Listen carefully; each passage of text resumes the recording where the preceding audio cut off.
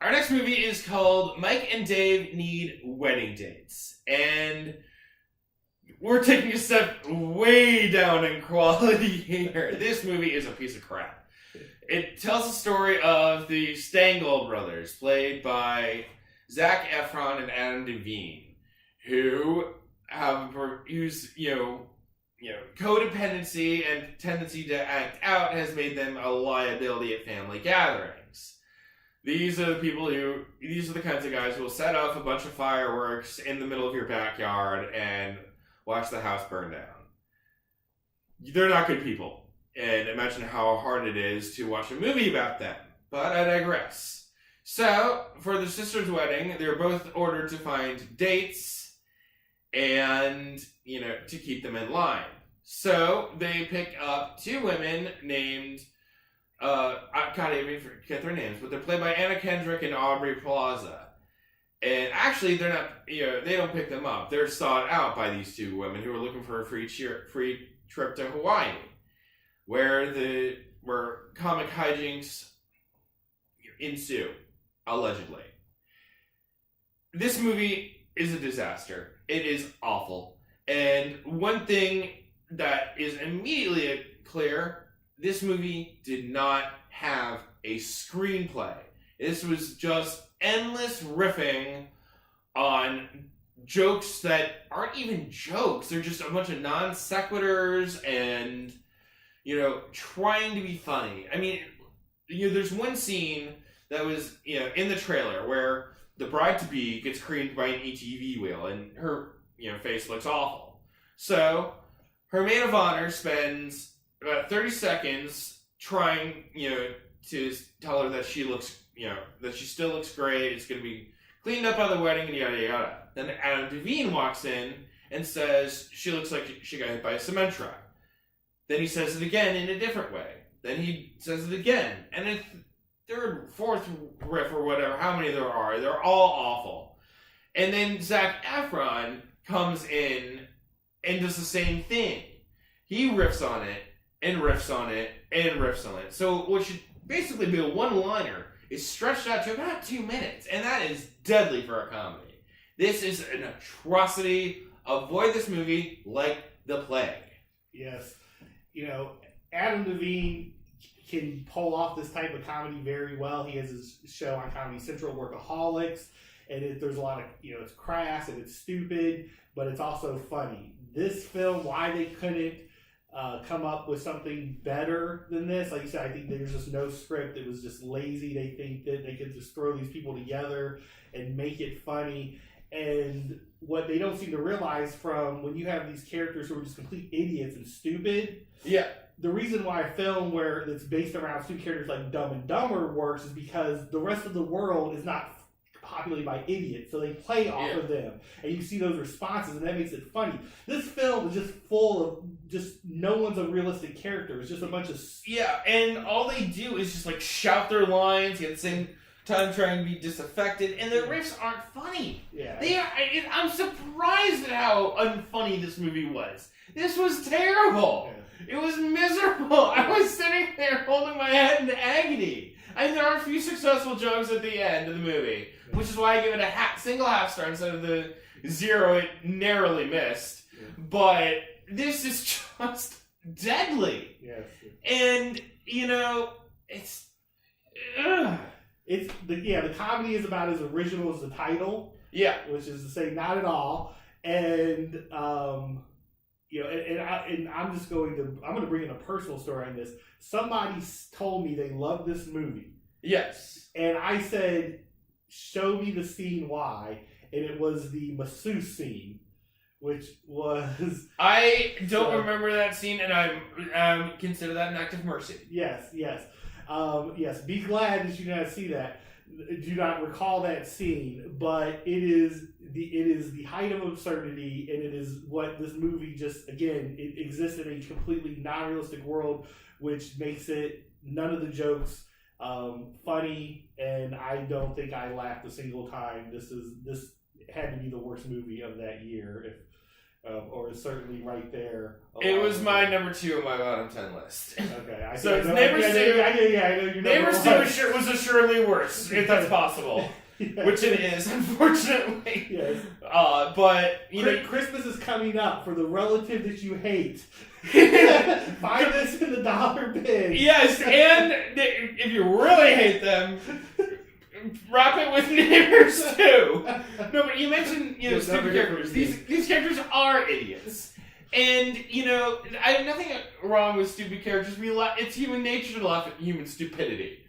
But in a movie like, say, Bill and Ted's Excellent Adventure, which is about 2 complete and utter morons, but the thing is, there was writing there. There was humor in there. There was a twist to it. The joke was, how stupid they were, but they were actually completely content with who they were. They knew they were dumb. Yeah. And they were just so enthusiastic about life nonetheless. That's what made it funny. Yes. And also, that movie had an actual screenplay. It had a turn, it had a twist, a comic twist on everyday life. And it had enthusiasm. This is just a cynical, worthless, piece of garbage that they weren't even trying. They just spent, $32 million to, go to Hawaii and riff a bunch of times and call it a movie. That is an act, that is just narcissism. Yes. I know that Zac Efron, Anna Kendrick, and Aubrey Plaza can be funny, and Adam Devine can be funny in small doses. But here, it is just deadly.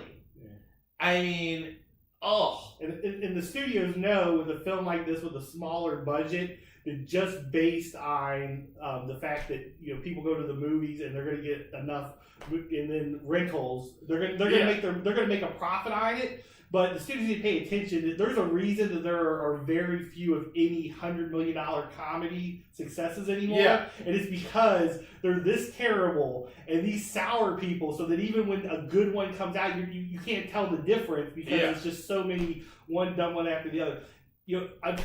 I love what the Farrelly brothers did when they got started and continuing and kind of bringing in the more risque humor. Yeah. And now it's gone off the rails. Yeah. It's not about being funny anymore. It's about being just as gross and offensive as possible. Yeah.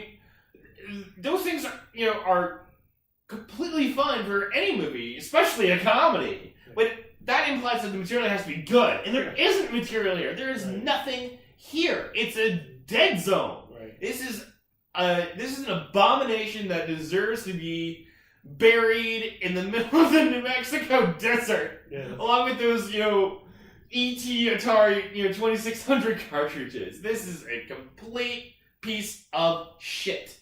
Yes.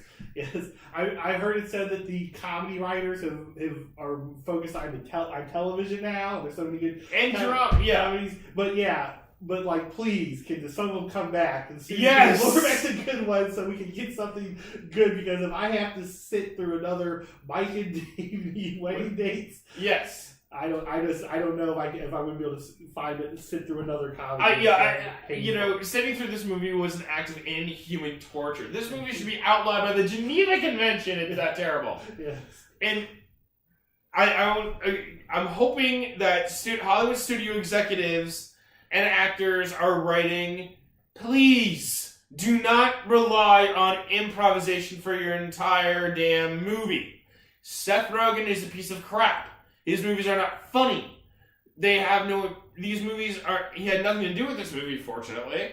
But these movies, comedies need scripts and they need a director to tell them what to do and what not to do and what is funny. This did not happen here, and that is why we are giving it such a brutal beating.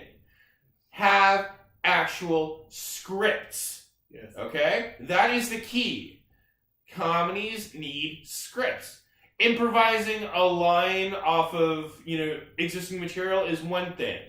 But not having a, screenplay, in general, that is a disaster waiting to happen. Your pocketbooks and your stockholders will thank me. and I need to look up and find out who Zac Efron, like what famous producer he's the nephew of or whatever. Because how he is like in one or two comedies a year. Yeah. This guy is not a great comedic actor. I'm sorry. I mean, he can fill in a role, but he cannot carry these films. Baywatch, another example. Please, like, can we find some real comedic actors or get more roles? Let's find the next Robin Williams or Steve Martin or people like that, sketch actors, like funny actors, not stand-up comedians. And Seth, I mean, it's just, it boggles the mind why anyone would actually greenlight this project. I mean, they had to know that it was going to be awful. It's just, I don't get it. I mean, this is absolute contempt for the audience. I don't get it. Like I said, small enough budget they can make a profit, but man, they are killing us. Yeah, I mean, this movie, they had to have been trying to make something awful. I mean, this is, oh God, stand-up comedians rarely succeed on the big screen because they have to portray actors. They have to portray characters. They have to be in a story. It's not just them like riffing, shooting their mouths off. That doesn't work on camera. Movies are not, stand-up routines. They have to have a plot and story.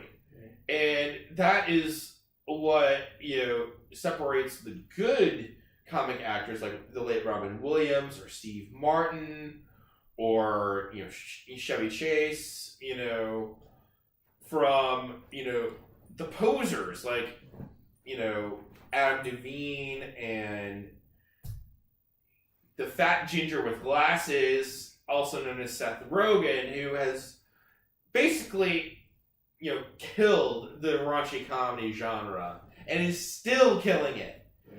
And this is just a stupid movie. It's a cynical movie. It's an absolute waste of time. Avoid it like the plague. Yes. And Mike, you may have noticed this, but with these films, they're often marketed once they come out on DVD is unrated cuts. Yes.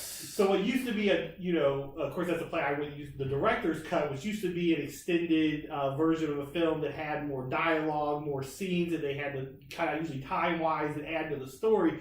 These films, when it says unrated cut, I watch that unrated cut to see. Yeah. And it's just they cut out additional cursing or swearing. Swearing, riffing the same joke over and over as you mentioned. Yeah. So like that 2-minute joke that should have been a one-off is now 3 minutes, and it's just horrible. And it just shows the lack of quality. That's all they can really give you is more of what's already bad in the film. Yeah, and they want to use that as a selling point. And this movie is an atrocity. It's so how many stars for you? 0.5. 1/2 of a star because there are a few effective jokes toward the end. Yes. Well, yeah. 0.5 for me because it has to get something to exist. Yes.